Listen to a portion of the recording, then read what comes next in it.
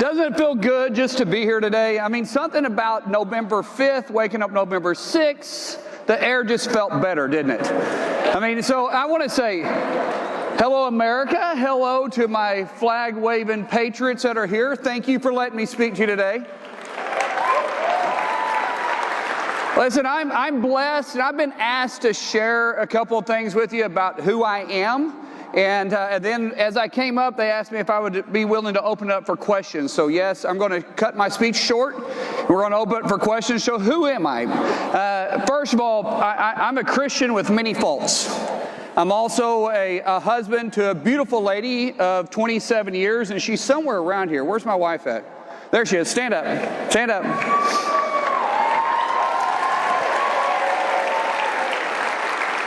She's also blessed me with 6 wonderful kids, so I'm a husband of 6 kids. You can tell why. She couldn't leave me alone, right? Obviously. And she always reminds me, well, Markwayne, 6 kids, well, 3 came natural and 3 we chose. And so what that means is we have 3 beautiful adopted kids. And when I say 3 we chose and 3 we got stuck with, I tell them, which one do you think we love the most, right? Because I didn't get it. Anyways, that's a joke in there, guys. So let me tell you a little bit about who I am, because it's not, I didn't come to politics because it's something I ever wanted to do. In fact, I was the last person you thought would ever be involved in politics. My dad told me at 17 that I was either going to end up in prison or end up successful. And I joked because I watched a movie one time about a prison scene and a guy in a shower, and I was like, never going to prison. I'm not going to do that. So I decided I'd take a different path. Fortunately, this lady right here came into my life in 3rd grade, and we were boyfriend and girlfriend in 3rd grade. In 8th grade, I knew I was going to marry her. She didn't know I was going to marry her. I knew I was going to marry her. And then she'd get a boyfriend, and I'd run them off, and we'd do all this stuff. And then she'd get mad at me for running them off, and I'd say, if they're not willing to fight for you, they don't love you enough. And today, that's called stalking. Back then, it was called determination. But it's who I am. So let me tell you a little bit about myself. I grew up in a little town called Westfield. It's a small little country town. I'm Cherokee. My family actually got relocated to Oklahoma back in the late 1830s. When I was born with my feet in. My hips were out. I'd have multiple surgeries. I was never supposed to be able to play a sport. I was never supposed to be able to really walk without a limp. On top of that, I had a really bad speech impediment, and I wore braces on my legs. As you can probably imagine, when you go to school with a really bad speech impediment and you have braces on your legs, there's a few things that's going to happen. 1, you're going to get picked on. And 2, either learn how to be really nice because you can talk and talk your way out of it. Or 3, because I couldn't run and I couldn't argue with you, you learn to hit fast. So I had a really bad temper. So by the time I was in 3rd grade, I was very well known with the principal. I was in trouble all the time. By the time I was in 5th grade, I was behind in all my classes. I was behind in reading because I couldn't hear syllables. I had no idea what my speech impediment was, but I don't hear the breakdown of the words. So you're still going to hear my speech impediment. It doesn't bother me anymore. But when I can't hear the word, I have to learn how to speak by the placement of your tongue. So a lot of times when people are talking to me and I'm trying to learn a word, I'll be looking at you because I can't just repeat it. I have to focus on the way you place your tongue, because the way you hear a word and the way I hear a word is 2 different things. And so if I repeat it the way that I hear it, since I don't hear the syllables, it comes out all different. But because of that, I was behind in class, and in 5th grade, I told my dad, I said, Dad, I'm going to go to college and wrestle because I found a sport that I was actually pretty good at. And he said, okay, then what are you going to do about it? Because my dad's not a guy that allows you to have excuses. If you say you're going to do something, you're going to do it. And he's going to make sure you do it. And so he said, what are you going to do about it? Okay, fine. Dad, I don't know what I'm going to do about it. And he says, no, if you say you're going to do it, you can't do it and be behind in school. So we switched schools. We switched speech pathologists. They figured out what was wrong. We started working on it. By the time I got in 8th grade, because I'll be honest with you, the first time I was diagnosed with what was going on is the first time in my head that I realized I wasn't stupid. Now, understand that because I had a learning disability and everybody else around me was able to excel in classes, I wasn't. And it was hitting me pretty hard, and it was bothering me because I was good at everything else, but I wasn't good at school.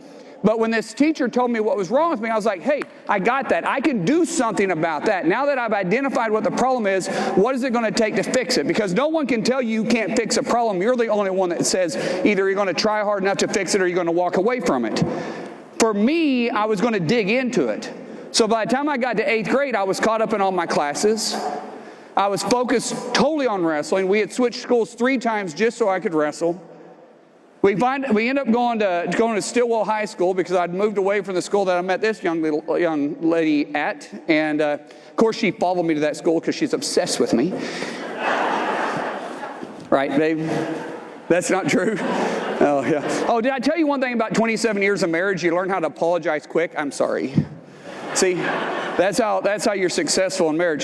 So I find myself at the high school. Everything's going good. I'm caught up in my classes. I'm excelling in some of my classes, not all my classes.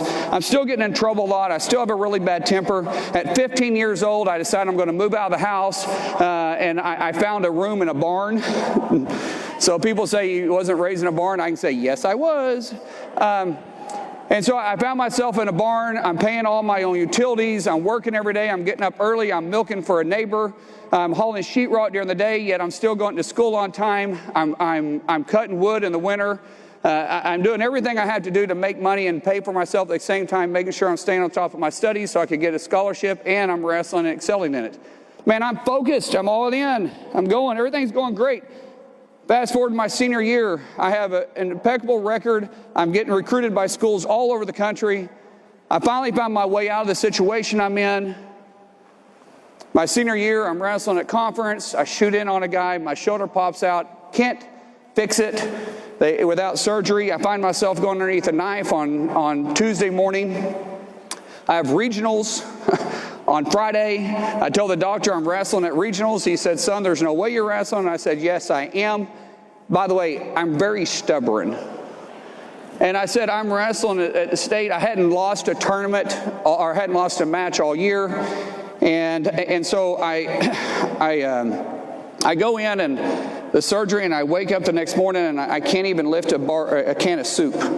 And I think I'm still going to wrestle. So the doctor says, okay, fine. If you're going to wrestle, then I'm going with you. So we go to the tournament on Friday. I'm at the tournament. I forfeit my last match, so I technically take my first loss of the year. I go on to state. I'm in the semifinals at state. And a kid jumps over the top of me, grabs my shoulder, and rips it back out. And I knew it was ripped out immediately.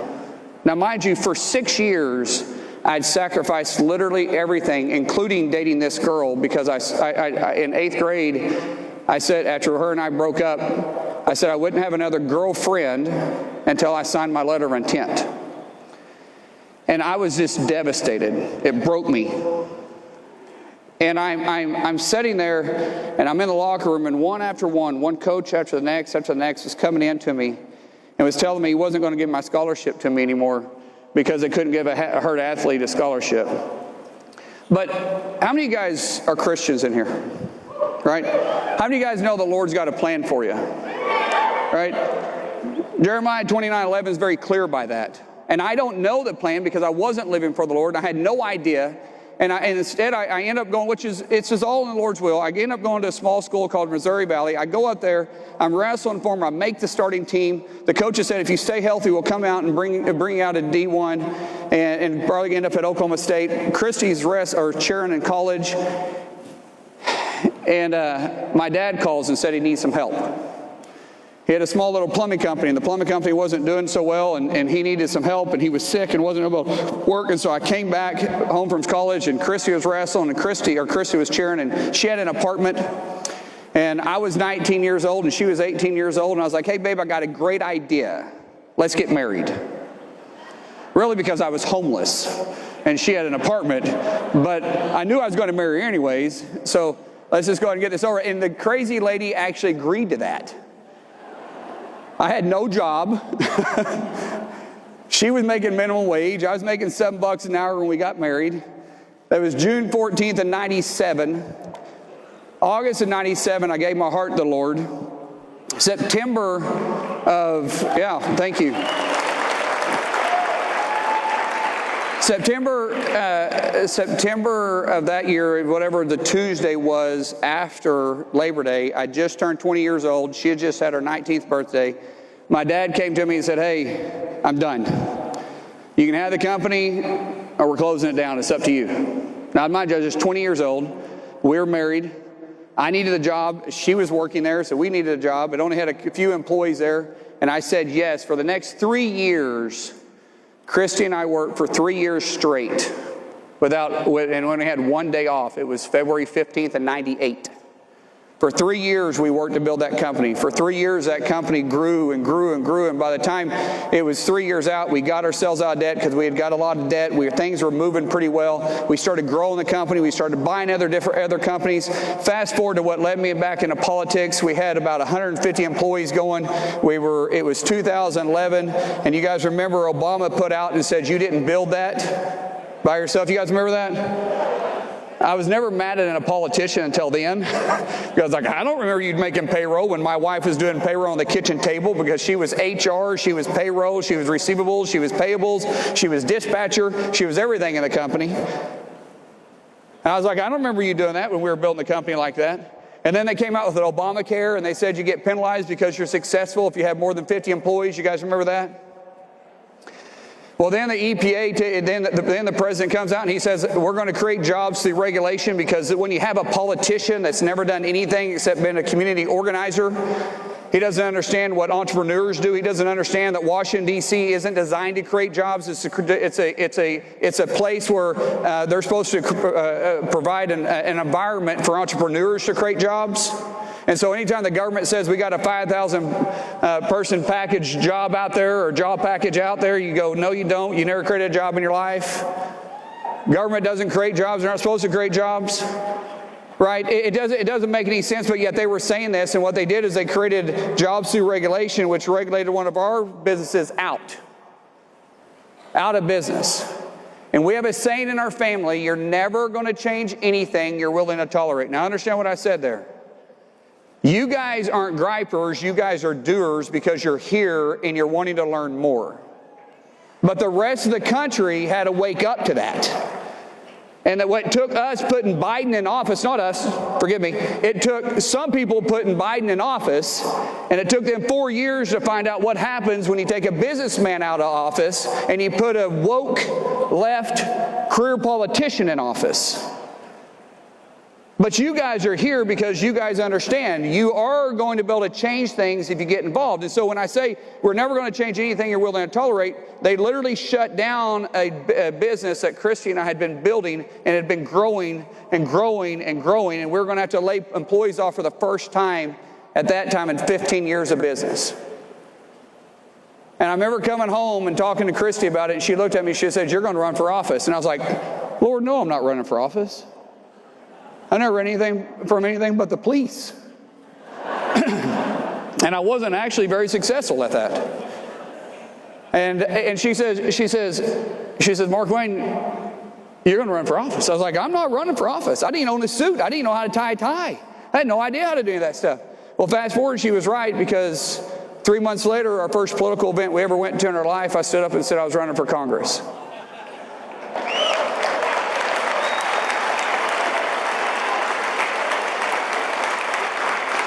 And it hasn't been easy. I've made some stupid mistakes, and I'm gonna try wrapping up so I can get some questions here pretty quick. I've made some mistakes because the first thing I had to learn is how to breathe. You know, in politics, you got to choose an attitude every day. Because how many of you guys wake up every single day and say, I cannot wait until I get in an argument today? Well, guys, can I tell you that's politics?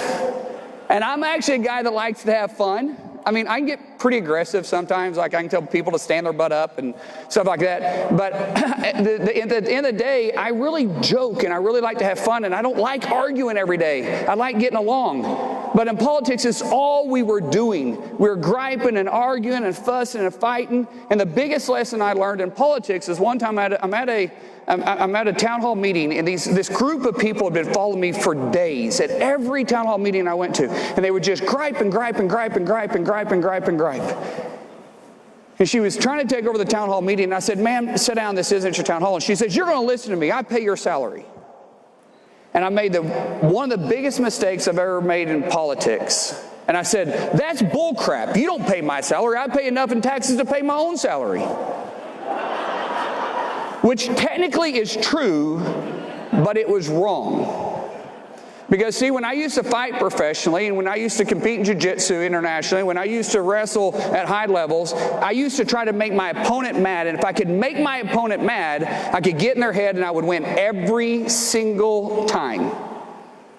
And I let her get in my head, and I spouted off something that wasn't something I should have said. It was all over the news, and I was just done with politics. And Christy and I actually got away for a little bit, and I was going to get out of politics. I was done. This was in 2016. And I was like, I'm done. I'm done with politics. I don't have to have this. It's a blessing to get to do it. I don't have to do it. Life is better. I'm going to retire on the ranch. I'm never going to complain about my baler ever breaking down again. I'm just done.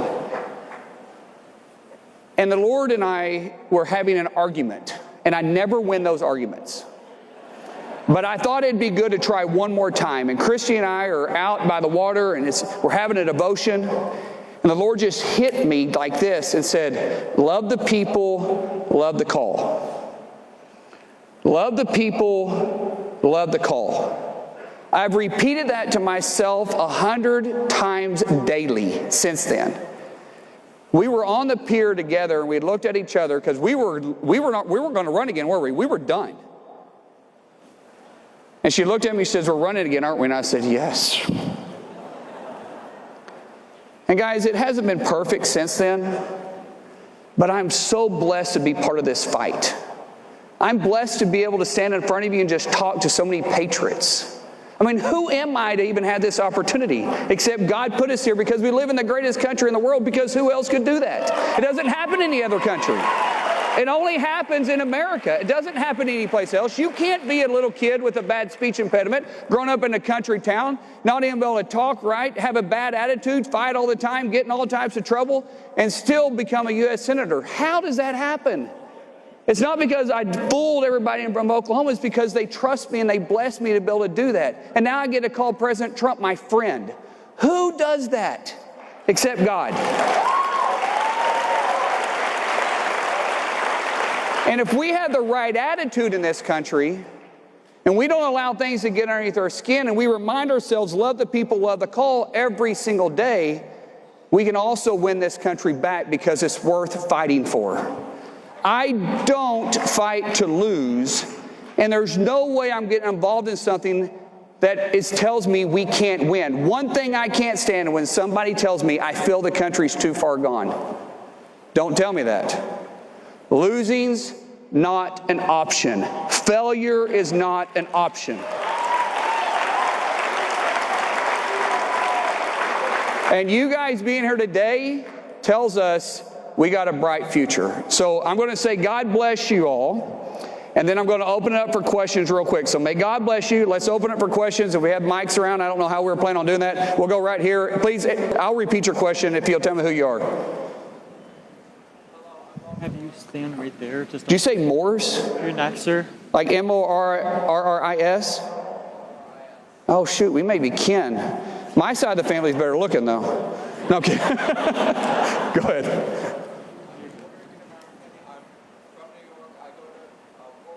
You got your question ready? Awesome. Good. Stand right there. Stand tall. Speak loud. You're good. You got this.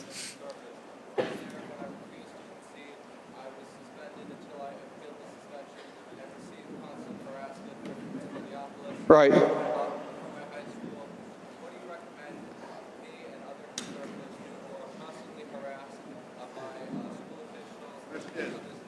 Don't back. So his question is, what do we do here? He's getting harassed on his campus. He was suspended from school. He appealed it. Now he won the appeal. Now he's constantly getting harassed at his college. Stay in the fight. The best example we have is Charlie Kirk, right? Charlie gets harassed all the time, and the guy sits there with knowledge constantly. And when he's sitting there, he's fighting with knowledge. He doesn't get angry. Does he get upset? The people at the mic are just furious at him. He stays calm, collective, and he fights with facts. Stay in the fight. Don't back down. Don't let anger get over you at all, because right's on your side. Let me get to these questions over here. Yes. So my name's Jenna. I'm from Cincinnati, Northern Kentucky area, and I love the hat, by the way. Thank you. I actually was a former wrestler for 5 years. Yeah, my daughters are wrestling right now at a tournament. In fact, they just won. Two just won the tournament, we just told. And my 16-year-old's reffing. And then my 3 boys, one's wrestling at University of Oklahoma, 2's wrestling at Oklahoma State. We're praying for the one at Oklahoma. We're thinking God might save you one day. Go ahead. That's awesome. But I was just wondering what your favorite move was. What mine was? Yes. I was a high crotch technician. I could hit so many series off that. So you could go to the duck, I could do the high crotch, hit the fireman's, I could go high crotch, mid single, I go high crotch, double leg. I could do all kinds of things on it, and I loved it. That was my favorite. That was absolutely my favorite. The second thing is, this is what I'm about ready to say will prove to you why I should never be in office, okay? My second favorite move is there's not a guy wrestle that I couldn't tell you his cup size. So, but it was a way to make him really, really mad. And so if I made him mad, I won. Yes. This will be the last question. Hi, my name's Anthony from Boise, Idaho. Go Broncos. My question is actually about Social Security, and my guess is that the majority of people in this room probably make less than $176,000 a year, which is the limit for Social Security in 2025, which means the majority of the people in this room will pay 6.2% on 100% of their income next year. Right. But those making over will not have to pay that extra 6.2%. Would you be in favor of reforming Social Security so that those making under could potentially pay less than the 6.2%? Yeah, the question is, am I in favor of reforming Social Security? We're going to be forced to, because if we don't reform Social Security, it's going to go bankrupt. Now, that doesn't mean we take benefits away from people that's paying in it. What it means is we kick people off that didn't pay anything into it. And the last time I checked, that's what Social Security was for. If you pay into it, you're guaranteed to receive back. But we have hundreds of thousands, maybe millions, because we haven't done a full audit, and the Social Security office won't send it to us, but I bet you Elon will figure it out.